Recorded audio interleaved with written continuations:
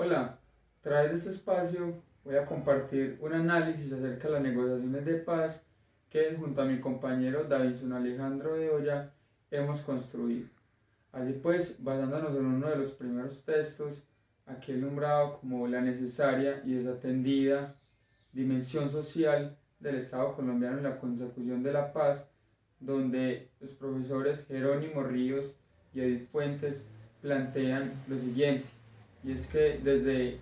el gobierno de Ernesto Samper del 94 al 98 se tuvo una concepción teórica y política de la paz errónea, equivocada, esto es, porque se tomó la paz como netamente la ausencia de guerra, y esto condujo a que se desatendieran las necesidades estructurales de los territorios, municipios y veredas de los municipios. En la práctica, ¿qué significa esto a partir del análisis que hacemos Davison y mi persona?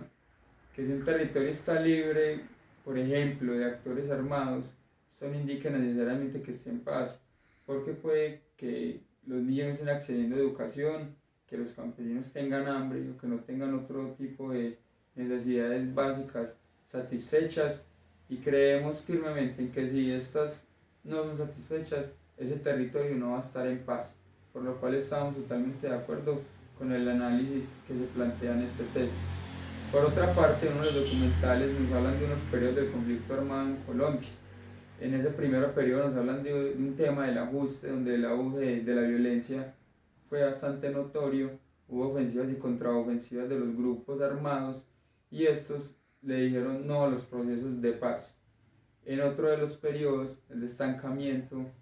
ingresó un nuevo actor armado a todo el conflicto, el paramilitarismo, donde el 97% de sus acciones se basaron en contra de la población civil como mecanismo estratégico para que los grupos guerrilleros perdieran sus nexos con estos mismos civiles, campesinos, niños y madres de familia,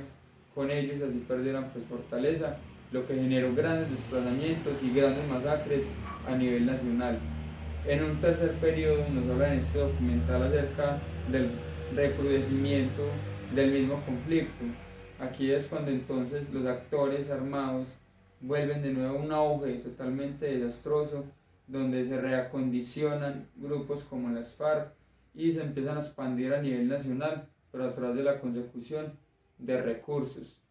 Y en un último periodo nos hablan entonces del reacomodamiento, donde los protagonistas fueron Pastrana y el expresidente también Álvaro Uribe Vélez. Esto indicó que se le prestó mucha más inversión a las fuerzas militares para que tuvieran mayor maniobra de acción frente a los grupos guerrilleros, lo que generó un nuevo periodo de ofensivas y contraofensivas.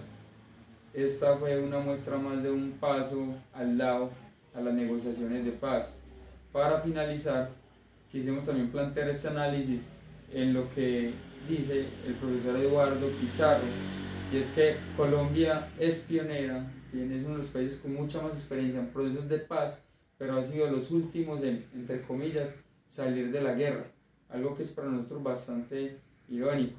También nombra el profe Pizarro, nosotros estamos de acuerdo con esto, que en Colombia se ha tenido ese síndrome, uno, de la fracasomanía, es decir, que los gobernantes de turno hacen política renunciando, por ejemplo, a los procesos de paz que ya hayan adelantado otros. Otro de los síndromes que no han permitido unas negociaciones de paz de verdad exitosas ha sido el síndrome de Adán. Esto indica que creemos que estamos siempre en el día de la creación y nos negamos, o se han negado a los políticos a construir sobre lo construido, lo que ha ocasionado muchos retrasos en estas negociaciones de paz. Entonces, en conclusión, mi compañero Davinson y yo creemos que para que estos sean exitosos, primero, todos los grupos deben decirle sí a las negociaciones, deben decirle sí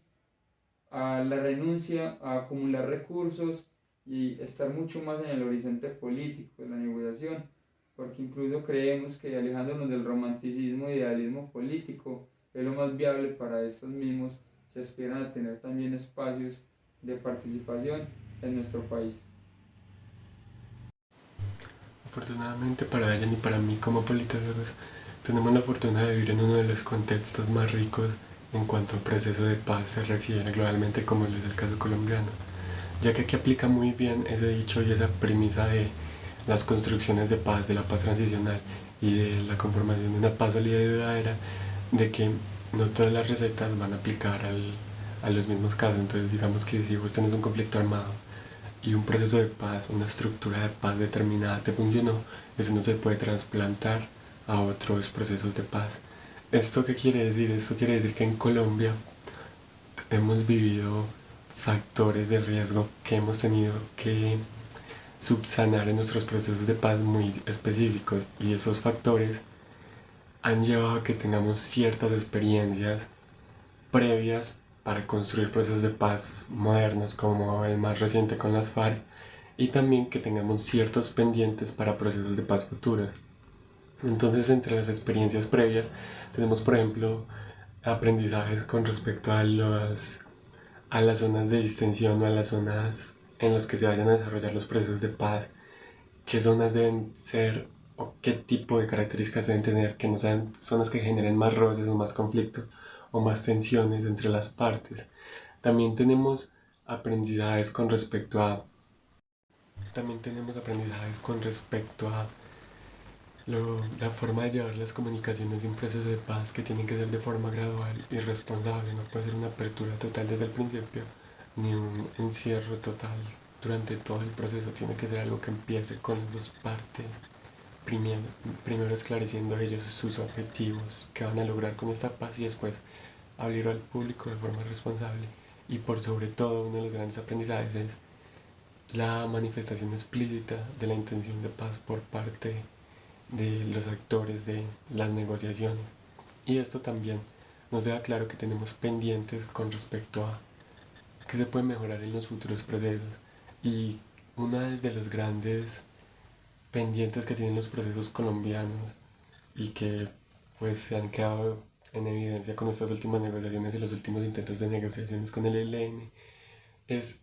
cómo se podría abarcar con un proceso a varios frentes, a varias guerrillas o varios actores de los conflictos armados. Entonces, en el contexto colombiano podemos ver cómo